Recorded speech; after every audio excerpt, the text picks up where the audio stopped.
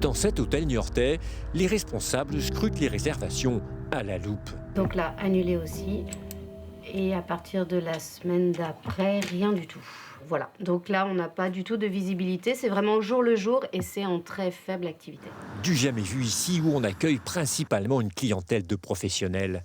En 2 ans, le chiffre d'affaires de cet établissement a chuté de 45%.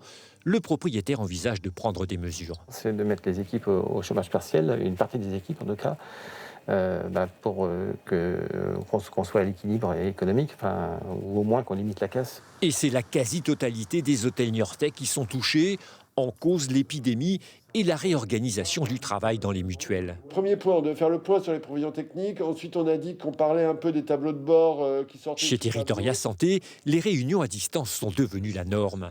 Avant la crise, la mutuelle accueillait jusqu'à 400 consultants par an sur plusieurs jours. Mais aujourd'hui, on est passé d'une phase où on était nombreux sur site.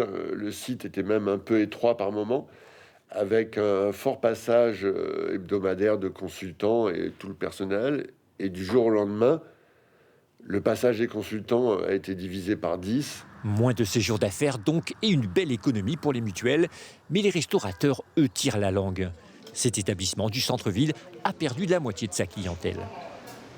Thibaut, il reste de la mise en bouche. Un lundi midi en janvier, on faisait plus de 50 couverts. Voilà. Et là aujourd'hui, eh bien, on va en faire la moitié. Déjà, on fait moins de monde tous les jours.